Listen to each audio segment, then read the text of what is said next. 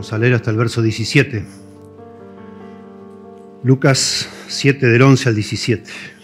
Dice la palabra de Dios, escrita por medio de Lucas. Dice: aconteció después que él, Jesús, iba a la ciudad que se llama Naín, e iban con él muchos de sus discípulos y una gran multitud. Y cuando llegó cerca de la puerta de la ciudad, he aquí que llevaban a enterrar a un difunto, hijo único de su madre, la cual era viuda, y había con ella mucha gente de la ciudad. Y cuando el Señor la vio, se compadeció de ella y le dijo: no llores. Y acercándose tocó el féretro, y los que lo llevaban se detuvieron, y dijo: joven, a ti te digo, levántate. Entonces se incorporó el que había muerto, y comenzó a hablar, y lo dio a su madre, y todos tuvieron miedo, y glorificaban a Dios, diciendo: un gran profeta se ha levantado entre nosotros, y Dios ha visitado a su pueblo, y se extendió la fama de él por toda Judea y por toda la región de alrededor. Me convertí en el año 1984 en una iglesia hermosa, en el barrio de Saavedra, en Capital.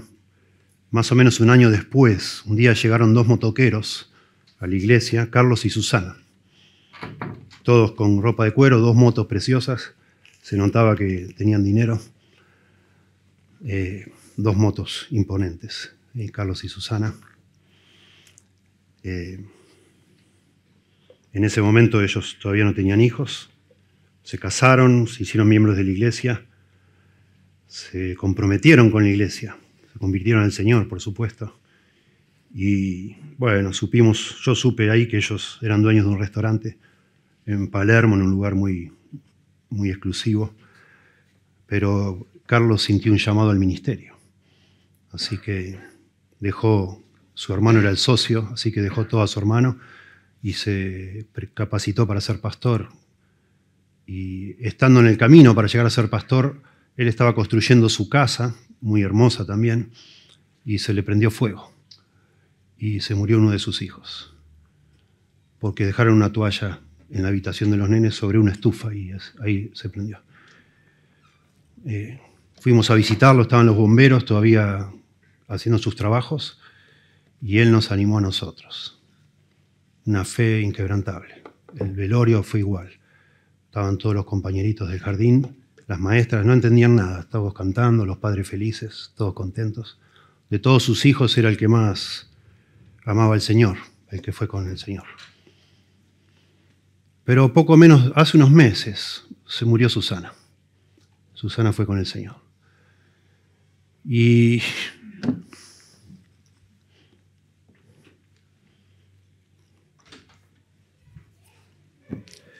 le escribo a Carlos a menudo, y Carlos me dice, le digo: ¿cómo estás, Carlos? Queriendo irme, me dice Carlos. Él todavía es pastor, pero pasa días espantosos. Difícil. La fe que tuvo para soportar la partida de su hijo hoy parece que no está. Muy difícil. Cuando amigos míos supieron que yo estaba enfermo, uno de ellos me dijo: ¿te puedo pasar el número de mi hermano que la está pasando muy mal? Le digo: sí, dale. Y el hermano se llama Luis, él tiene Parkinson. Y es tremendo hablar con Luis. Yo me siento sano, casi no puedo hablar. Casi no puedo. A veces me dice: ya hablamos después, no puedo agarrar el celular. Me está temblando todo en este momento. Tremendo. Y también parece que Luis ya no tiene fe. Él llegó a ser director de alabanza en una iglesia y hoy se lo siente bastante resentido, enojado, triste, confundido. Es tremendo. Nuestra vida es tremenda, ¿no? El sufrimiento es tremendo. En algunos casos, incomprensible. Y leer esta historia es maravillosa, porque el centro de esta historia en realidad no es el milagro. Si usted lee bien, así como leímos la del centurión que viene antes, el centro de la historia no era el milagro para el siervo del centurión, sino era más que nada un estudio de carácter del centurión, es casi lo que enfatiza acá Lucas en el caso del centurión, es la humildad que él tiene para verse delante de Dios como él es. Y en esta historia tan breve, también el centro de la historia no es la resurrección del hijo de la viuda, sino la compasión de Jesús. Y eso es notable y es precioso. Se nos habla de tres resurrecciones en los evangelios. El hijo de la viuda, que vemos acá, el principal de una sinagoga, o la hija del principal de una sinagoga, y la resurrección de Lázaro en Juan capítulo 11. Muy interesante. Solo tres. Y si miramos bien la Biblia y entendemos, vemos que en Primera Reyes 17, por primera vez alguien resucita, una persona resucita a otra, que es la historia de Elías, que acabamos de leer, al hijo de la viuda. Y en Segunda Reyes, capítulo 4, Eliseo hace lo mismo. Y pasan 900 años después de la resurrección que Dios hace por medio de Eliseo, y nadie resucita a nadie, hasta que Jesús resucita a este muchacho, o chico, o niño, no sabemos, también de una viuda. Y Lucas lo pone acá, y siempre es muy importante para nosotros que pensemos por qué hace esto Lucas, por qué lo pone acá, qué está tratando de enfatizar y en el flujo del pensamiento que está pasando.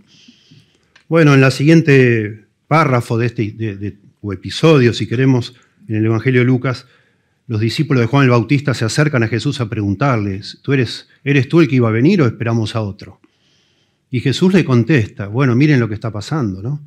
Los ciegos ven, los muertos resucitan, etc. Es como que Lucas pone esto aquí de manera intencional, esta historia, preparándonos para las inquietudes de Juan el Bautista, porque según el conocimiento de Juan el Bautista parece que Jesús no era el que, no encaja, digamos así, en la expectativa de quién tenía que ser Jesús, porque así como hay gente que lo sigue, muchos lo están rechazando, los líderes principales lo rechazan.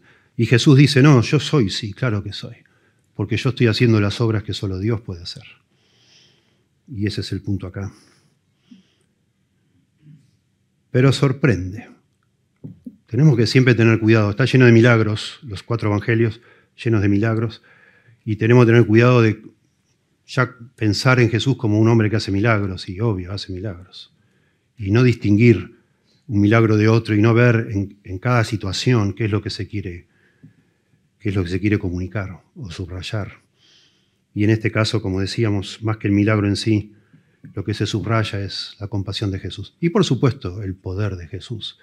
Porque Él resucita a este joven, lo resucita no como Elías ni como Eliseo, que tuvieron que hacer un montón de malabares, digamos, y clamaban a Dios. Jesús no clama a Dios. Jesús no se pone encima del joven, como acabamos de leer en Primera Reyes. Jesús solamente dice, joven, levántate, y el joven se levanta. Y eso es algo que ningún ser humano hace jamás ni ha podido hacer. La palabra, Jesús con su palabra hace todo lo que Él quiere, ¿no? A mí me sorprende que el Rey del cielo, el Creador del universo, Jesucristo, venga a este mundo y nadie le pide nada. Él va caminando y ve una procesión fúnebre y tiene compasión. Y tiene compasión. Nadie le dice nada. Él, algo dentro de él pasa, como hombre que también es, y lo mueve a intervenir, porque ve el dolor humano y se conmueve. Y atiende a esta mujer que ya no tenía marido, era viuda, ya había pasado por la muerte de su marido y ahora la muerte de su único hijo y quedaba sola en el mundo. Y el Señor se compadece. Tremendo. Y si bien el Señor no es que resucitó a todas las personas que murieron mientras Él estuvo acá haciendo su ministerio, ya lo sabemos, no es el punto. El punto son muestras para que aprendamos y entendamos el corazón del Señor, nuestro Señor, ¿verdad? Y Él es el mismo ayer, hoy y por los siglos. Nuestro Señor es compasivo, ¿verdad? Y sí le importa cuando vos y yo sufrimos. Y sí está atento a las oraciones de Carlos, a las oraciones de Luis, claro que sí. Y a tus oraciones y a las mías. Sí que le importa. Y ya hizo lo más importante que tenía que hacer, que era morir para vencer el pecado, que en definitiva es la raíz de todos estos males. Y nosotros tenemos esperanza, que al final todo va a estar bien. Al final todo va a estar bien. Esta no es la única vida que hay y vamos a estar bien, todos. Porque al Señor le importa. ¿Sí? Contrario a lo que creían los griegos, los romanos, ellos decían a los dioses no les importan las pequeñeces nuestras. Y la Biblia nos dice a Dios sí que le importa. Claro que le importa. ¿Cómo no le va a importar? Si ya lo mostró. No solo viniendo a este mundo a vivir entre nosotros y entendernos quizá más que de lejos, digamos, Él es omnisciente y sabe todo. Él vino acá y estuvo, digamos, pegado al sufrimiento humano. Y fue tentado, como recién decíamos en Hebreos, igual que nosotros, pero sin pecado. Y entiende, nos entiende perfectamente. Aquí hay también un plan de parte de Lucas que tiene que ver con todo su evangelio. En el capítulo 4, cuando Lucas pone, fuera de orden cronológico, pone el mensaje de Jesús en la sinagoga de Nazaret. Él dice, Jesús abre allí en Isaías y dice que el Espíritu Santo está sobre mí para dar luz a los ciegos, para libertad a los oprimidos, etc. Cuando Jesús abre y predica de allí, dice, hoy se ha cumplido esta escritura. Lucas usa ese pasaje para mostrarnos cuál es el plan que Él va a usar en todo su evangelio. Él va a mostrarnos que Jesús vino a este mundo a salvar a toda clase de personas, ricos, pobres, hombres, mujeres, ¿sí? Oprimidos, personas importantes, etc.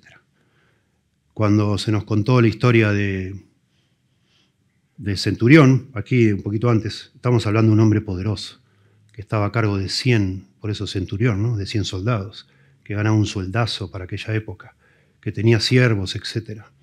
Inmediatamente Jesús pasa de un hombre poderoso a una mujer completamente débil. Si el hombre estaría si imaginás una pirámide, el hombre estaba arriba en cuanto a poder adquisitivo y consideración de la sociedad, ahora pasa un milagro que una mujer que está en el fondo de todo. Y ahora que muere su hijo está más en el fondo que nunca, porque no tiene quien la sustente en esa sociedad, ¿no? Y eso es muy importante que lo entendamos también, que Jesús, o Lucas está mostrando que a Jesús le importan todo tipo de personas, no solo a las personas importantes, ¿no? Con dinero y con poder, de ninguna manera. La viuda era una mujer prácticamente sin nombre, ni sabemos el nombre, es la viuda de Naín, una ciudad de 200 habitantes, imagínense, un pueblito. Lucas le llama ciudad acá, pero lo está haciendo sistemáticamente en todo el Evangelio. No era una ciudad, era un pueblo, una aldea, diríamos nosotros. 200 habitantes, es una aldea. No tiene dinero, no tiene familia que cuide de ella, ya no tiene marido y ahora tampoco tiene hijos. Está de luto.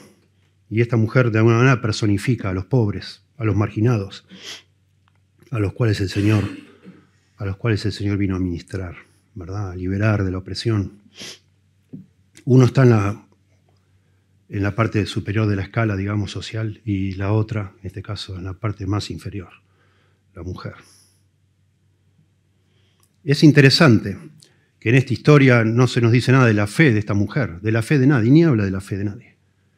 No lo dice. Sí habla de la fe del centurión y Jesús se sorprende y dice, se admira, dice, no hay fe, no he visto fe como la de este hombre en todo Israel, en todo Judá.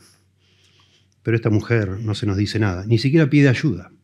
No, está llorando, va caminando llorando porque perdió a su hijo. A lo mejor pensando cuando enterró a su esposo y ahora a su hijo, que se parecía tanto al esposo, al papá, no sabemos. Y Jesús se acerca y le dice, no llores, no llores. La segunda persona de la Trinidad, Dios hecho hombre, le dice, no llores. Que serían palabras crueles si fuéramos nosotros que nos acercamos a decirle, no llores. ¿Cómo le vas a decir no llores? Él lo dice porque Él le va a dar a su hijo de vuelta. Jesús le dice, ¿no? Jesús lo dice y si lo dice Jesús es un consuelo. Si lo decimos nosotros parece una burla, ¿verdad? La muerte es así, una situación que todos vamos a enfrentar. No sabemos en qué circunstancias, de qué manera.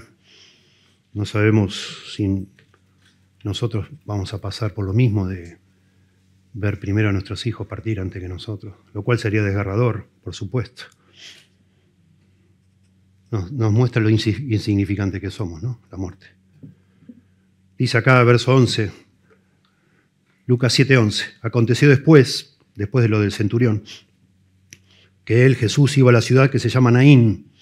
No era una ciudad, ya dijimos, un pueblito, a unos 10 kilómetros de Nazaret, muy cerquita de Nazaret, y a unos 40 kilómetros de Capernaum.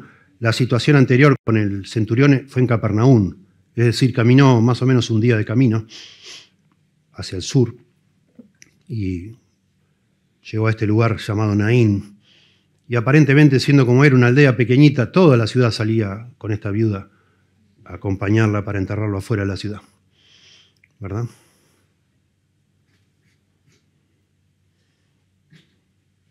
Verso 12 dice, cuando llegó cerca de la puerta de la ciudad, he aquí que llevaban a enterrar a un difunto hijo único de su madre, la cual era viuda, y había con ella mucha gente de la ciudad. Jesús venía, dice, con los discípulos y mucha gente, o sea, él venía caminando, quizás la fama de él venía aumentando, quizás por lo que hizo con el centurión, no sabemos, pero con él venía una multitud, imagínense, y ahora se encuentra con otra multitud. Se suman las multitudes y Lucas lo subraya porque esto va a ser importante al final de esta historia, que hay dos multitudes juntas, digamos, y los discípulos. Es decir, esto va a suceder a la luz o a los ojos de un montón de personas. Yo imagino por lo menos 400 personas, por lo menos, mínimo, no lo dice Lucas la cantidad. Pero llegan a la puerta de la ciudad como pasando Jesús y se cruzan las dos multitudes y los llantos. No necesariamente tenemos que imaginar que toda esta multitud que iba con la mujer eran parientes del chico o de la mujer. Se acostumbraba en aquella época que las personas, por sensibilidad, por empatía, como se dice ahora, fueran y participaran del velorio de otra persona, incluso si era desconocido. Pero en este caso, siendo una ciudad tan pequeña, asumimos que todos conocían a esta señora y todos imaginaban el futuro que le esperaba a esta mujer, sin apoyo, sin contención de personas cercanas, ¿no? Sabemos por libros apócrifos, especialmente uno se llama Tobías. Tobías se jacta de que él, cada vez que se enteraba que alguien moría, él iba a llorar a la procesión, que era la costumbre de esa época, y lloraban a los gritos, para acompañar, de nuevo, para empatizar, como para mostrar que uno comprendía lo que estaba pasando, la gente iba y lloraba. Y todos lloraban, que quizás no supieran quién había muerto, no lo conocían. Y dice que llevaban a enterrar a un difunto, hijo único de su madre, la cual era viuda, y había con ella mucha gente de la ciudad, de la aldea esta. En el mundo bíblico, cuando alguien moría, la misma noche que moría lo enterraban, al atardecer de ese día. No esperaban varios días, no lo embalsamaban, no lo maquillaban, nada, ya lo envolvían en trapos para ese fin. A veces lo dejaban con su propia ropa, lo envolvían, lo ataban a una tabla y lo llevaban con la tabla a enterrar afuera de la ciudad. A veces lo enterraban con sal por el tema también de la descomposición. A veces le ponían, en medio de los trapos también le ponían especies aromáticas, lo que pudieran. Pero sí el entierro inmediato, el mismo día. ¿Se acuerdan cuando Ananías y Zafira en Hechos 5, ellos pecan de hipocresía? Primero Ananías y después viene su esposa y lo mismo. Fingen hipócritamente que ellos han vendido un terreno y han donado el 100% de la venta, y no, habían donado una porción nada más. Y Ananías cae muerto cuando habla con Pedro por haber mentido a Dios, y en el mismo momento que cae muerto dice que vienen unos muchachos, lo sacan y lo entierran, en el mismo instante. Y después viene su esposa, ya está enterrado su marido, ella no sabe. Viene Zafira y lo mismo, le miente al Espíritu Santo, dice ahí, y cae muerta, y lo llevan los muchachos y lo entierran. Eso dicen en Hechos 5, en el mismo instante, ¿sí? Lo envolvieron y sacándolo lo sepultaron, dicen Hechos, hablando de Ananías. Y después hablando de Zafira, en Hechos 5:10 dice, y la sacaron y la sepultaron junto a su marido. Así se hacía, todo inmediatamente. Todo rápido. Quizás para prevenir contagios, enfermedades. Ustedes saben, por el Antiguo Testamento, ya cuando alguien estaba muerto se consideraba inmundo. Y cualquiera que tocaba al muerto era inmundo hasta la noche. De manera que ese día una persona no podía ir al templo, por ejemplo. No podía hacer ningún tipo de ejercicio religioso, porque era inmundo. Así que lo sacaban. De manera muy conmovedora en la Biblia, digamos así, el epítome de la tristeza del dolor es perder a un hijo único. Lo más doloroso, según la Biblia, cuando quiere en algún punto Dios decirle a su pueblo, miren que van a sufrir como sufre una mujer que pierde a su hijo único. Notablemente, noten, escuchen. Dice Amós 8:10, la volveré como en llanto de unigénito a la ciudad. Jeremías 6:26, ponte luto como por hijo único, llanto de amarguras. Y en Zacarías 12:10, hablando de cuando maten a Jesucristo, y llorarán, dice, como se llora por hijo unigénito, afligiéndose por él, como quien se aflige por el primogénito. De manera que es como el escenario trágico, terrible, triste, más triste que se puede imaginar. Una mujer en un pueblito imperceptible, insignificante, que ya quedó viuda y ahora se queda sola en la vida, sin alguien que la sostenga, la apoye. No había en esa época trabajos para las mujeres fuera del hogar, no había. Por eso habla tanto de que Dios, en todo el Antiguo Testamento también, ¿no? Que Dios tiene una predilección especial por las viudas y los huérfanos. Las viudas, si ya eran grandes, no tenían nadie que las ayude. Si eran jóvenes, dice Pablo a Timoteo, que se vuelva a casar y que tenga otro marido y que la sustente. Pero allá no había un plan de jubilación, de pensión, nada. Se quedaba solo en el mundo, sin, no sé. Andá a saber qué pasaba por la mente de esta mujer. No lo sabemos.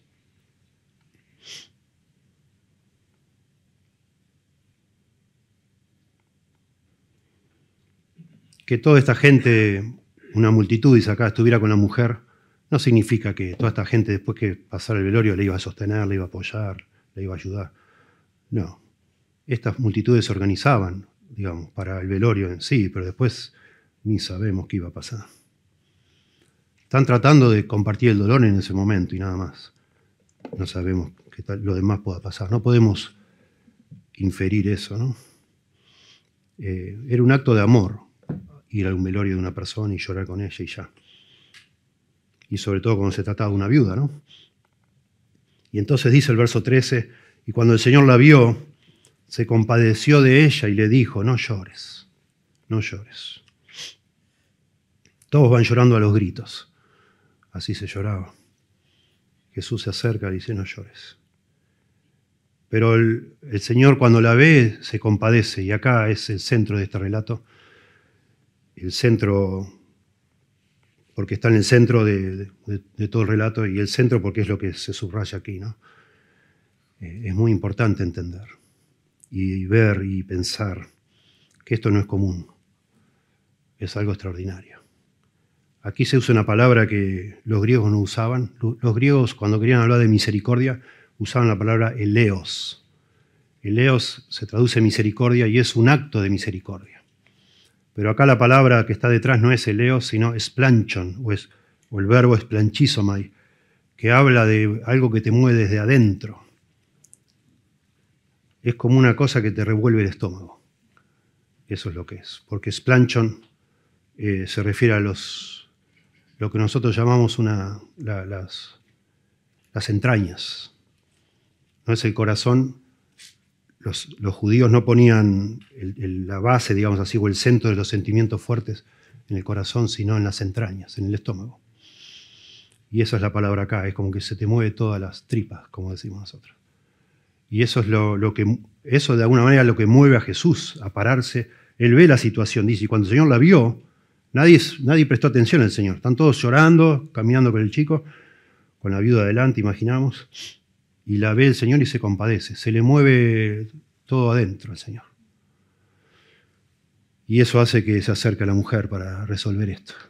Y le dice, no llores, no llores. tuvo compasión de ella. Dice una versión de la Biblia, su corazón se fue con ella. Tremendo. Esplanchizomai. Fuerte, muy fuerte. Si empezás a investigar palabras, te das cuenta que en los evangelios, todas las veces que se usa la palabra esplanchizomai, es Jesús el que está conmovido. Es impresionante. O personas que le están pidiendo a Jesús que por favor se conecte y haga algo, ¿no? La idea es, así como el leos es misericordia, es el acto en sí de misericordia, esplanchizomai es lo que mueve, lo que te mueve a tener misericordia. Por eso a veces se traduce, fue movido a misericordia. Fue movido a misericordia. Eso es esplanchizomai, lo que te mueve para tener misericordia, para hacer el acto, ¿verdad? Y esto es para mí lo más notable, lo más precioso. El Rey del Cielo que viene a este mundo se fija en una procesión fúnebre de una miserable viuda y eso le revuelve el interior y lo motiva a hacer algo. Tremendo. Ese es nuestro Señor.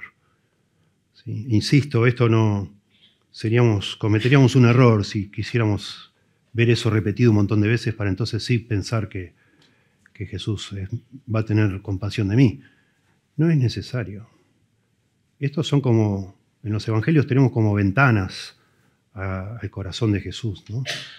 Y esta es suficiente, para mí es suficiente. Ver que al Señor le importó, nadie le pidió, nadie le dijo nada, y Él lo hizo porque algo pasó dentro de Él. Con eso para mí alcanza. Para yo orar a Dios y decirle, Señor, yo no soy nadie.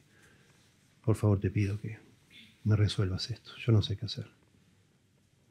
Leímos hoy en nuestra lectura, tremendo, en Crónicas, en la nueva versión internacional. No sabemos qué hacer, pero confiamos en el Señor. A veces llegamos a esas situaciones en la vida, ¿no? Decir, sí, ¿qué hago? No sé qué hacer. La verdad que no sé qué hacer con esto. Pero Señor, confío en ti. Ten misericordia, por favor. Ten misericordia de mí.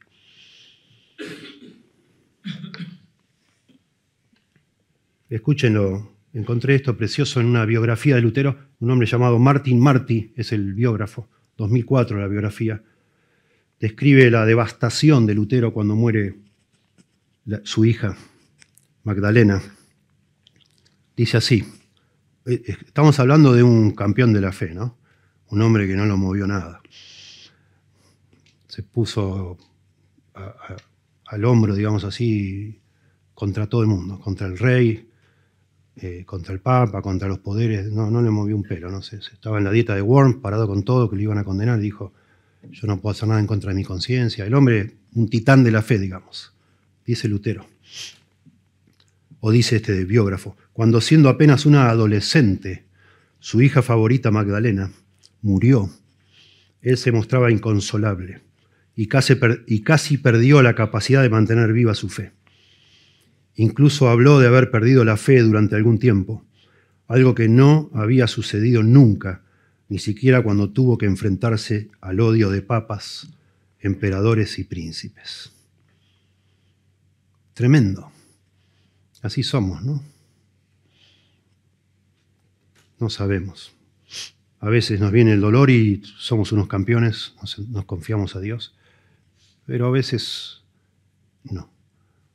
Quizás, yo no lo sé todavía por experiencia, pero quizá la pérdida de alguien demasiado cercano es un dolor inmensamente más grande que tener una enfermedad, no lo sé. Pero están estos testimonios para ayudarnos a pensar, ¿no? Y al Señor le importa. Es la primera vez que Lucas le llama Señor a Jesús, aquí. Los ángeles dicen en Lucas, al principio dice, creo que es 2:11, os ha nacido hoy en la ciudad de David un Salvador que es Cristo el Señor, lo dicen los ángeles. Y así se menciona, pero Lucas es la primera vez que menciona, ¿no?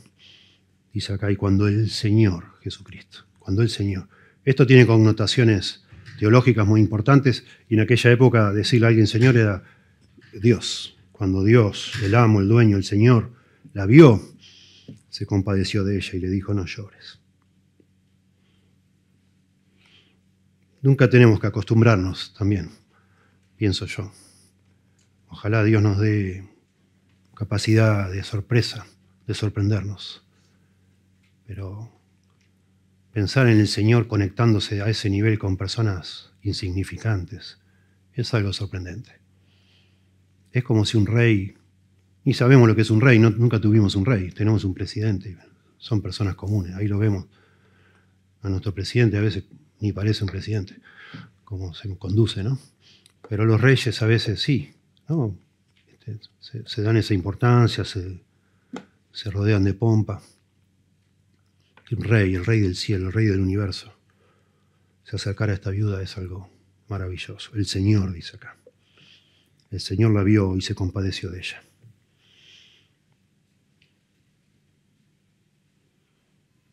Su corazón se fue con ella. Déjenme, solo para resaltar, a veces a mí me funciona cuando, como en forma de ametralladora, por decir así, veo al Señor o veo una situación repetida de una manera tan enfática. Escuchen, les voy a leer pasajes del Nuevo Testamento, de los Evangelios, donde se habla de esta habilidad, no sé si es habilidad, de esta situación donde el Señor se le mueve en las entrañas. Mateo 20:34, entonces Jesús, compadecido, de nuevo, esplanchizo, les tocó los ojos y enseguida recibieron la vista y le siguieron. Habla de 2 ciegos allí. En Marcos 1:41 habla de un leproso y dice, Jesús, teniendo misericordia, esplanchon, de él, extendió la mano y le tocó y le dijo, quiero, sé limpio. Cuando Jesús ve a la multitud, que son como ovejas sin pastor, que andan perdidas, dice, y al ver las multitudes, tuvo compasión, de nuevo, se le revolvió, tuvo compasión de ellas, porque estaban desamparadas y dispersas, como ovejas que no tienen pastor. Mateo 14:14, perdón. Y saliendo Jesús, dice, vio una multitud y tuvo compasión de ellos, de nuevo, y sanó a los que de ellos estaban enfermos. Eso lo dicen los evangelistas. Ahora hay un par de pasajes donde dice Jesús dice. No es que los evangelistas están tratando de adivinar qué es lo que lo movió, sino que Jesús dice. En Mateo 15:32 y en Marcos 8:2, que es pasaje paralelo, dice, tengo compasión de la gente, dice Jesús. Porque hace 3 días que no comen, porque están acá escuchándome y me da mucha pena. Están muertos de hambre estas personas. Y entonces le dijo, busquen algo para comer.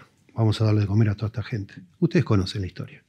Y después multiplica la comida, etc. Pero es maravilloso que el Señor que nos vino a visitar se hizo hombre para morir por nosotros principalmente, pero también para conocer de nosotros, pero también para revelarnos a nosotros cómo debe ser un ser humano. El Señor vino a mostrarnos cómo deberíamos ser nosotros. Porque al haber caído todos en pecado se perdió la marca, digamos. No hay un estándar. Jesús es el estándar. Y nosotros deberíamos ser como Jesús, ahora que el Señor ha venido a nuestro corazón, nos ha perdonado los pecados y nos ha dado una capacidad que no teníamos para ser como el Hijo. Dios está formando al Hijo en nosotros. Y al Señor, el humano perfecto, digamos, el Hijo del Hombre con mayúscula, se le mueven las entrañas. No solo cuando ve una viuda que pierde a su hijo y queda sola, sino también cuando hay gente que no come. Cuando hay ovejas sin pastor, sin alguien que las lidere. Cuando ve un ciego, cuando ve un leproso. En Marcos 9:22 le dice un papá de un muchacho endemoniado, ten misericordia de nosotros. Tremendo ese nosotros. Porque cuando hay una persona que sufre, en este caso un endemoniado, sufre toda la familia. No solo de él, no le dice el padre, ten misericordia de este muchacho. Está como loco, endemoniado. Ten misericordia de nosotros, Señor. Ayúdanos. Y el Señor tiene misericordia. Esplancho. Qué tremendo también pensar que en esa sociedad, tanto la griega como la romana, todo esto no se enfatizaba. Ellos creían, y tenemos muchos escritos de los filósofos griegos y romanos, que la felicidad, para ser feliz, esto no tenía que estar en tu vida. No podés ser feliz si estás tan preocupado por los demás? Te tenés que como desligar de eso y atender tu vida. Lo que te dice hoy un psicólogo. Un psicólogo le dice a una mujer que vive pensando en los demás, vive preocupada por sus hijos, por su esposo, por todos. ¿Qué te dice? Te enseña a soltar eso. Decile a tu hijo, hacete cargo, querido. Es tu problema, hacete cargo, es tu problema. No podés vivir así porque nunca vas a ser feliz. Bueno, Jesús no era así. Y vino a mostrarnos cómo debemos ser. Sí que debemos conectarnos, sí que nos debe importar. Aunque nosotros no podamos resucitar un muerto ni echar un demonio, pero aunque sea así nos debe preocupar. Y nos debemos conectar. Como podamos. ¿No es cierto? Yo hay días que tengo que estar todo el día en la cama porque me duele todo. Y esos días son los que más oro, por Luis y por Carlos. Oro mucho por ellos, porque me doy cuenta que ellos están peor que yo. Y cuando yo estoy muy mal, digo, bueno, los puedo entender mejor, sobre todo a Luis, con su Parkinson. Y después les escribo, ayer oré por vos. Y me cuentan cómo fue ayer. Tremendo, pobres. Y ellos los están ayudando, me imagino, ¿no? A nosotros se nos dice en Filipenses, Pablo dice, haya pues en vosotros el mismo sentir que hubo en Cristo Jesús. Y empieza a hablar de la humillación de Cristo, pero antes de decir eso, porque dice, haya pues, ese pues conecta con lo anterior. Y se nos dice que no miremos por nosotros solamente, sino también por lo de los demás. Que nos conectemos con los demás. Que seamos capaces de ponernos en los pies de los demás y darles a ellos más lugar en nuestros pensamientos, en nuestros sentimientos, en nuestra vida para bendecirlos. Cuando empieza la carta a los Filipenses, capítulo 1, verso 8, Pablo dice, Dios me es testigo de cómo os amo a todos vosotros con el entrañable amor de Jesucristo. Entrañable amor, entrañable es esplancha, de las entrañas. Por eso dice entrañable. Pablo identifica que la forma que amó Cristo lo hizo de una forma entrañable, es decir, movido por una conexión muy profunda con lo que le pasa a los demás. Compasión. A mí me impresiona. Pero si vamos al Antiguo Testamento, eso es lo que nos enseña también de nuestro Dios, el Padre. Es igual. Los dioses falsos, también si uno investiga en otras religiones, no tienen esta capacidad, no les importa. No existen escritos donde hable de la compasión de un Dios. Al contrario, son crueles, demandantes, temerosos. Tenés que tener miedo de esos dioses, tenés que servirles. Incluso había gente que hasta mataba a un hijo, lo pasaba por fuego, lo quemaba a su hijo para aplacar la ira de ese Dios. Nuestro Dios no es así. Nuestro Dios es compasivo y misericordioso. En Éxodo 33, verso 19, en un momento único en la historia de Israel, después que han adorado al becerro de oro, ustedes se acuerdan. Dios dice, tendré misericordia del que tendré misericordia y seré clemente para el con el que seré clemente. Esto es muy interesante, lo usa Pablo en Romanos, cuando habla de la elección, que Dios tiene misericordia del que Él quiere. Porque si la misericordia es obligada, ya no es misericordia. Tiene que ser libre. Eso vemos en este relato de la viuda del Señor. Nadie le pidió nada, Él quiso, se metió ahí y lo sanó. Cuando seguramente simultáneamente había, ¿cuántos velorios habría ese día en toda la nación de Israel? Pero Él fue ahí y tuvo misericordia de ese. No está obligado el Señor a decir, bueno, ahora salgo de acá, me voy para allá y acá, y sano, resucito a todos los que han muerto este día. No lo hizo así, porque así no es la misericordia. Si es un deber, ya no es misericordia. Para que sea misericordia tiene que ser algo libre. Por eso Dios dice, tendré misericordia del que tendré misericordia y seré clemente para el con el que seré clemente. Por eso nosotros rogamos por misericordia, porque no está obligado Dios a tenerla conmigo. Yo le ruego, Señor, por favor, ten misericordia. Ten misericordia de Carlos, ten misericordia de Luis, ten misericordia de mí, Señor. Y entonces, en el capítulo siguiente, Moisés está escondido en la roca y le pide a Dios ver la gloria y Dios revela sus atributos, que son la gloria de Dios, en definitiva. Y pasa Dios, Éxodo 34, versos 6 y 7, dice Jehová, Jehová, está hablando Dios, Jehová, Jehová, fuerte, misericordioso y piadoso. Noten, Él se describe a sí mismo como un Dios fuerte, misericordioso y piadoso. Tardo para la ira y grande en misericordia. Otra vez. Acá estamos en el hebreo, no en el griego. Pero se nos habla dos veces ya que es misericordioso. Tardo para la ira y grande en misericordia y verdad. Que guarda misericordia. 3. A millares. Que perdona la iniquidad, la rebelión y el pecado. Y que de ningún modo tendrá por inocente al culpable o al malvado. Que visita la iniquidad de los padres, etc. Dios se describe a sí mismo. Moisés le pide, quiero ver tu gloria, quiero entender quién eres tú. Y Dios, en esa declaración de su propia carácter, 3 veces dice que es misericordioso. Salmo 103:8 dice, misericordioso y clemente es Jehová, lento para la ira y grande en misericordia. Está citando a Éxodo 34. Y así se repite 14 veces. En el Antiguo Testamento se repite esta declaración de Éxodo 34. Nuestro Dios es misericordioso. Pero de pronto era necesario que lo veamos, ¿no? Y Jesús vino a este mundo a revelarnos a Dios, a mostrarnos quién es Dios, ¿no? A Dios nadie ha visto jamás, dice Juan, el unigénito Hijo del Padre. Él lo ha dado a conocer. Y Jesús vino a mostrarnos cómo es Dios. Y nos muestra a un Dios compasivo, misericordioso. Si no fuera por eso, todos estaríamos perdidos, nosotros.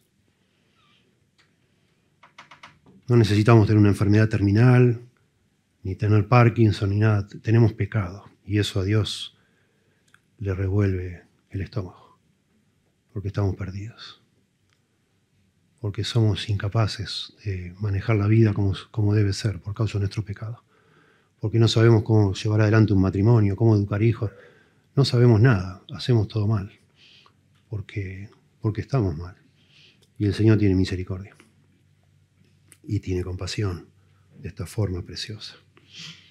Yo imagino en la época bíblica a alguien mandando una tarjetita de amor, un novio a su novia, y la manera más conmovedora no sería poner un corazoncito, sino un dibujo de los intestinos. Te amo entrañablemente, mi amor. Así es. Ese es el énfasis en esta cultura, ¿no? Y después en el libro de Hebreos, ya lo dijimos, dice que misericordioso y fiel sumo sacerdote Jesús, Hebreos 2:17.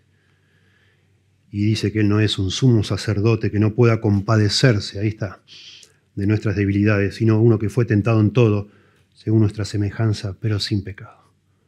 El Señor se compadece no solo del dolor, de nuestras debilidades, dice acá. También Él ve cuando luchamos y no ganamos.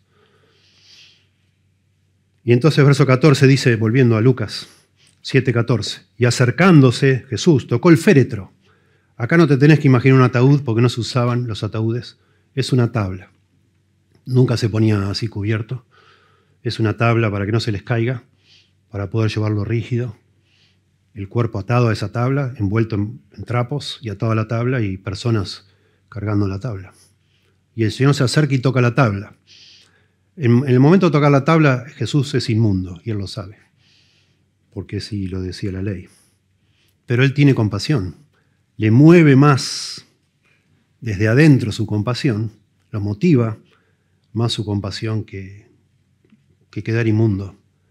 Que no quedaría, Él es Dios, Él no queda inmundo, nada. Pero acá está el punto, de nuevo, la compasión es algo muy fuerte dentro nuestro, debe ser algo fuerte, que nos hace hacer cosas extremas, si querés. Tocó el féretro, aparentemente lo hizo para que paren todos, ¿no? Todo es muy solemne ahí, todos van llorando y de repente Jesús toca ahí y todos frenan, ¿verdad? Tocó el féretro. Y los que lo llevaban se detuvieron al ver a Jesús tocando el féretro. Tampoco se nos dice que toda la gente ahí que estaba conocía quién era Jesús, de pronto no. Y dijo, joven, a ti te digo, levántate. Bueno, haber dicho no llores a la mujer ya es si no vas a hacer nada, es un riesgo, ¿no? A quedar como un payaso ahí, que déjame tranquilo, no te das cuenta, estamos en un velorio, ¿qué querés que haga? Que cante, festeje, obvio que lloro, no me hables así. Y ahora que le hable al muerto, bueno, ya, si no vas a hacer nada con el muerto, si no estás seguro que lo vas a resucitar, no podés hablarle a un muerto y decirle levántate. El Señor sabe lo que está haciendo, es obvio, pero me imagino la gente, es un instante ahí como de conmoción diciendo, ¿qué hace este hombre? ¿Qué tomó? ¿Cómo va a hablar así? Bueno, le habla directamente. Y esto es muy interesante, de nuevo, porque acá Lucas tiene en mente a lo que hizo Elías y Eliseo, y nada que ver. Ustedes vieron, Elías se puso encima del chico, le sopló, no sé, 3 veces, Eliseo parecido, todo un montón como de ritos para tratar de resucitarlo, gritándole a Dios, clamando, Señor, ten misericordia de esta mujer, de este chico, etc. Jesús, nada, solo levántate. A ti te digo, levántate. Y acá Lucas, por supuesto, enfatiza, además de la compasión del Señor, el poder de la palabra del Señor. El Señor dice y sucede. Eso pasó en el milagro anterior con el centurión, porque el centurión le dice, Señor, no vengas, yo no soy digno de que vengas. Solo di tu palabra y él se va a mejorar. Y así fue. Con decir la palabra se mejoró. Y acá pasa lo mismo. Acá hay una continuidad con el anterior milagro y es hacernos ver que la palabra del Señor tiene poder. Él es Dios. Y Dios con su palabra creó este mundo. Con su palabra hace todo. La palabra de Dios tiene poder. Y eso lo sigue siendo hoy así, ¿no? Dios por medio de su palabra nos hizo nacer. Esa es la simiente, la semilla que nos ha traído la vida a nuestro corazón, su palabra. Por su palabra descubrimos que éramos pecadores, que no agradábamos a Dios. Por su palabra entendimos que Jesús es Dios. Por su palabra, usada por el Espíritu Santo, ¿no? Creímos que Jesús murió por nosotros, etc. La palabra de Dios nos hace nacer. Asombroso. Eso es algo que solo Dios puede hacer. Les cito algunos versículos nomás. En Hechos 26:8 dice, ¿qué? Dice Pablo, ¿se juzga entre vosotros cosa increíble que Dios resucita a los muertos? Pregunta Pablo. En Juan 5:21 habla Jesús, porque como el Padre levanta a los muertos y les da vida, así también el Hijo a los que quiere da vida. Soberanía sobre la muerte, poder absoluto. 2 Corintios 1:9 dice Pablo, tuvimos en nosotros mismos sentencia de muerte para que no confiásemos en nosotros mismos, sino en Dios que resucita a los muertos. Es parte del Evangelio, del mensaje cristiano, entender que el Señor nos va a resucitar. Él resucitó y Él tiene poder para resucitarnos después de morir. Y esa es nuestra esperanza. Claro que sí. Él es, yo soy, dijo Él, la resurrección y la vida. El que esté muerto, se me fue el pasaje, no importa. El que cree en mí, aunque esté muerto, vivirá. Precioso. Él es la resurrección y la vida. Esa es nuestra esperanza. Vamos a resucitar. En un abrir y cerrar de ojos, cuando muramos, vamos a estar con Él, con un cuerpo nuevo y por fin libres de todo tipo de dolor. Y entonces Jesús sana a este muchacho, le dice, levántate. No habla de la fe, nada, no menciona nada. No sabemos si tuvo o no tuvo fe. El muchacho obviamente está muerto. No sabemos nadie ahí en la multitud que tenga fe. Porque la clave es no la fe nuestra, sino el poder de Dios. Dios obra soberanamente, Él tiene misericordia del que quiera tener misericordia. No es que tenemos que tener más fe y mostrar nuestra fe dando dinero en una iglesia para que entonces te pase lo que vos querés. Eso es todo un engaño.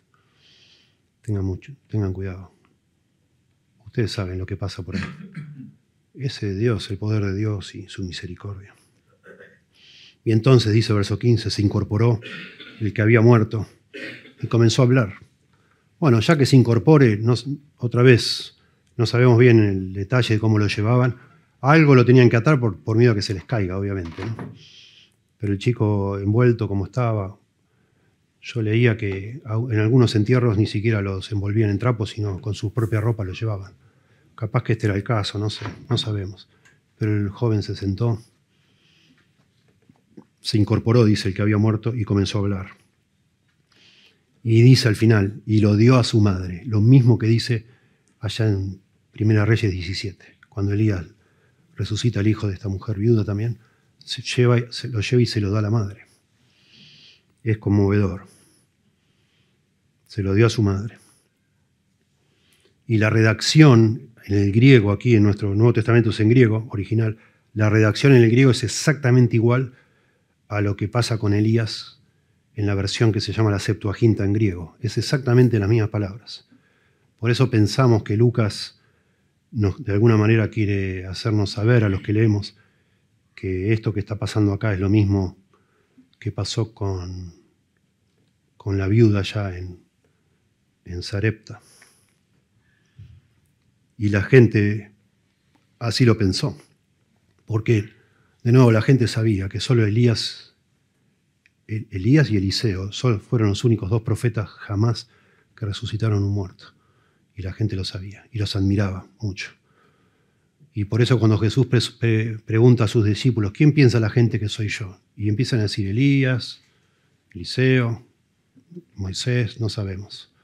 Pero la gente empezó a ver, este hombre, esto es algo único, hace 900 años que nadie hace algo así.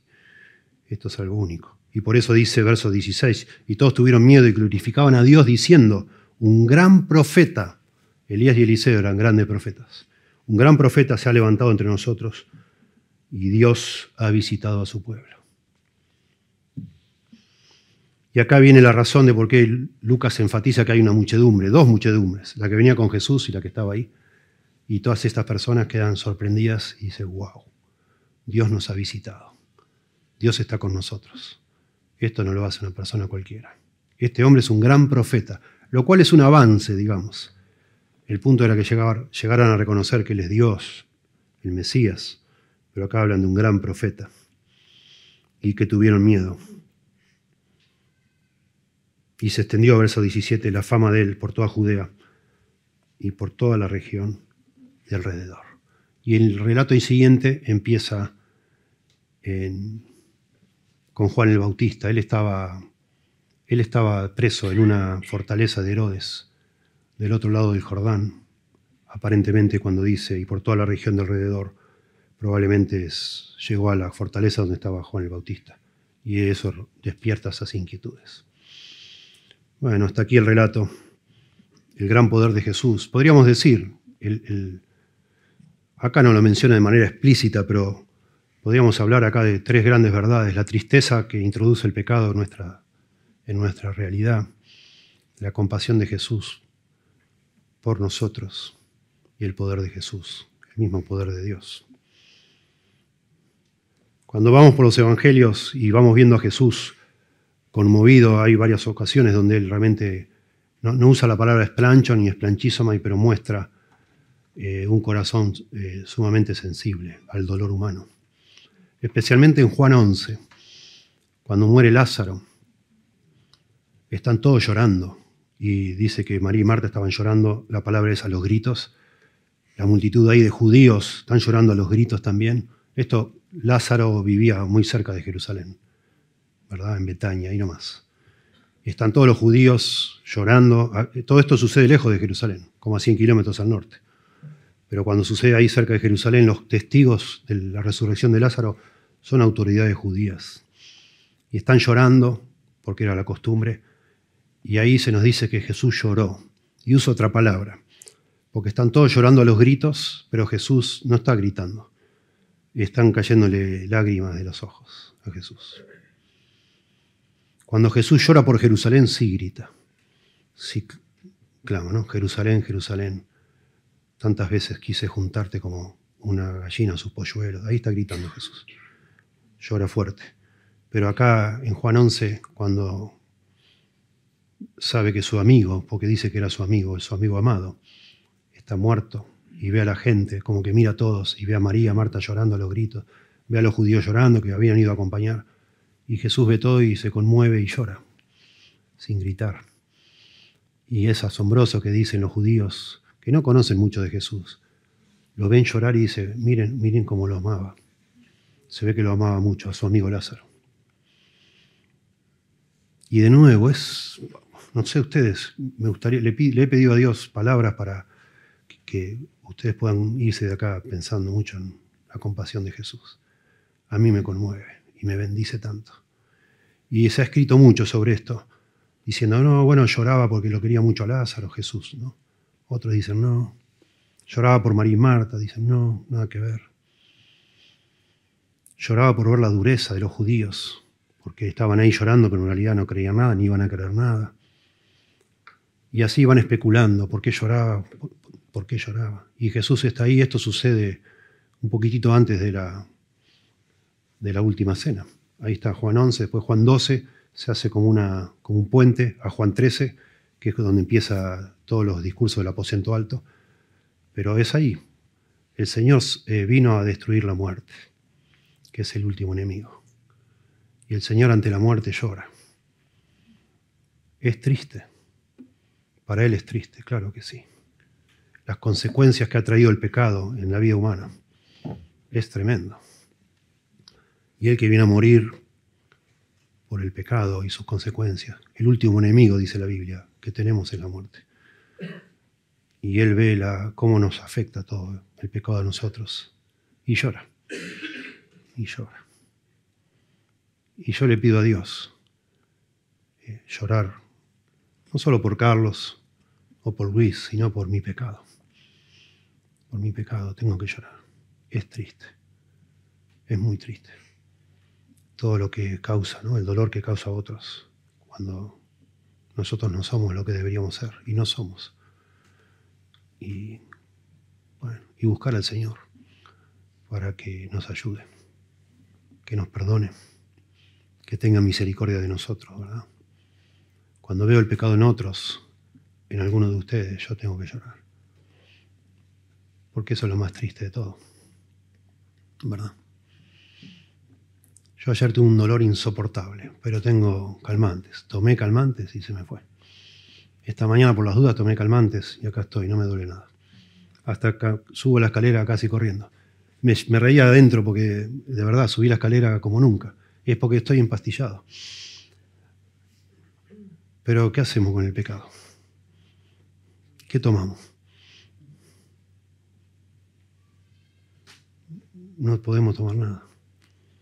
Tenemos que ir al Señor a pedirle que por favor nos ayude, que tenga misericordia, que nos perdone, que nos haga más sensibles, que nos dé fuerzas para vencer la tentación, ¿no? Eso es el punto. Y el Señor va a tener misericordia. Él sabe lo que es. Y estamos acá porque Él nos ama, porque nos ha dado la luz que necesitamos para buscarlo. Y acá estamos, la mayoría de los que estamos acá lo tenemos en el corazón al Señor. Y tenemos que tener confianza para acercarnos a Él y pedirle ayuda, ¿verdad? Y no jugar con el pecado. Y vencerlo con su ayuda, con su poder, ¿verdad? Oremos. Señor, te damos gracias. Te damos gracias por tu compasión. Realmente leer esta historia es conmovedora, Señor. Nosotros ignorantes, yo ignorante cuando comencé a entender un poco de ti, tenía miedo o recelo de orar pidiéndote cosas que de manera egoísta, como si a ti te importaran. Y pensaba que estaba mal, cómo te iba a molestar yo a vos o a ti por una prueba en la escuela o cosas por el estilo. ¿Qué te importa? Pensaba yo. ¿Cómo voy a distraer a Dios con una petición tan insignificante? Y ahora que conocemos la Biblia, que entendemos mejor y nos damos cuenta que sí te importa, Señor, sí te importa. Y no solo eso, nos debería importar a nosotros cuando vivimos en una iglesia y tenemos comunión y compartimos. Nosotros también deberíamos, con tu ayuda, tener ese amor entrañable y conectarnos que nos importe cuando alguien sufre al lado nuestro, cuando alguien no tiene, cuando alguien lucha y lucha y lucha y sabemos que siempre está igual o no lo vemos vencer. Nos importa, Señor. Ayúdanos, Dios. Ayúdanos a verte como eres, para tener confianza, para acercarnos a ti, para que nos perdones, buscando de ti misericordia y perdón. Para cuando estamos enfermos y, como leíamos recién, de Lutero y de Carlos y de Luis, que sentimos a veces que nuestra fe se va perdiendo, Señor, que somos tan débiles que empezamos como a dudar de ti. Por favor, Señor, ten compasión de nosotros. Ayúdanos. Y ayúdanos también para amar, para crecer, Señor, como tú, como eres tú, Señor. A vivir cada vez de manera menos egoísta, cada vez más conectados con los demás, porque tú eres el modelo, Señor. No lo que dice la cultura, no lo que dicen los psicólogos. Queremos ser como tú, Señor. Ayúdanos a negarnos a nosotros mismos y amar a Dios con toda fuerza, con todo el corazón, con toda el alma, y a nuestro prójimo como a nosotros mismos, de manera entrañable, Dios. Por favor, ayúdanos. Perdónanos, Señor, te ruego. En el nombre de Jesús. Amén.